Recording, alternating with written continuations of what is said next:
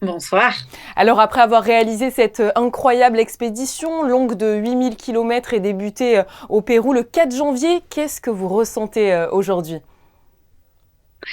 Donc on est arrivé, voilà, il y a 48 heures. On ressent pas mal de fatigue, beaucoup de satisfaction, un peu de délivrance, que tout soit bien déroulé. Donc c'est des émotions un peu particulières. Est-ce que vous pouvez nous raconter les moments forts de cette expérience dans laquelle, je le rappelle, vous vous êtes relayé avec cinq autres nageuses jour et Mm. nuit? Racontez-nous un petit peu voilà, Oui. les moments marquants à vos yeux. Donc nous sommes effectivement partis le 4 janvier de Lima au Pérou pour enchaîner les relais, 1 heure chacune. Donc les relais revenaient toutes les 5 heures, jour et nuit, pendant 80 jours et 1 heure, me semble-t-il. Donc il y a eu effectivement, comme vous l'avez dit, des moments très difficiles, notamment parce que nos familles nous manquent. On était plusieurs mamans à bord du bateau avec des enfants qui sont très petits. Le fait de vivre à 11 sur un tout petit bateau, les relations humaines sont parfois compliquées, mais on a toujours trouvé des solutions.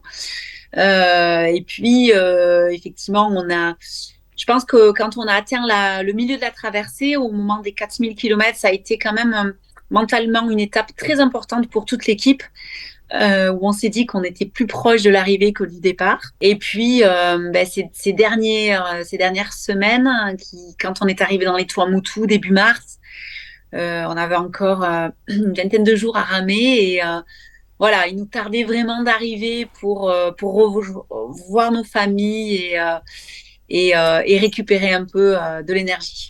Cette traversée, c'est vrai, de l'océan Pacifique était un défi sportif hors Ouais. norme, mais il était surtout, vous venez de le dire, à vocation humanitaire, puisque vous avez récolté, je crois, plus Mm. de 400 000 euros. Alors, à quoi vont servir précisément ces fonds? Donc, nous avons effectivement 3 programmes d'accompagnement. Le premier, c'est équiper les hôpitaux de totems sportifs pour que les personnes hospitalisées puissent commencer une activité physique lors de leur hospitalisation. Le deuxième axe, c'est accompagner les enfants, adolescents après leur traitement pour qu'ils effectuent leur défi sportif. Et le troisième axe, c'est la prévention dans les écoles du sport santé. À savoir aussi que votre expédition Stéphanie Cap Optimiste est proclamée la plus longue jamais réalisée sur une planche de prone Oui. paddleboard, une performance qui devrait, je crois, bientôt figurer au Guinness World Records. Là aussi, c'est peut-être une surprise pour vous. Je crois que vous deviez boucler le tour en 90 jours et vous êtes finalement arrivé 10 jours avant. On a mis toutes les chances de notre côté et je trouve qu'on a été comment dire, très solidaires, toutes les filles. On s'est beaucoup soutenues dans les moments difficiles. Et voilà, et ça a payé. Donc, on est forcément ravis aujourd'hui de pouvoir partager ça avec tout le monde. Comment se passent les jours qui suivent une telle expédition? Est-ce qu'il faut un petit peu, entre guillemets, réapprendre à vivre normalement? Oui, alors ça, c'est complètement vrai. On a des habitudes sur le bateau. Et du coup, c'est vrai que pendant 80 jours, on a créé des routines, comme on appelle ça, qui sont complètement différentes de terre, pardon. C'est vrai que, par exemple, on n'est plus habitué à voir une foule, par exemple, où le monde, tout d'un coup, qui parle fort, les bruits, il y a plein de bruits qu'on n'a plus l'habitude d'avoir. Donc, il faut réapprendre tout ça. On est assez fatigué.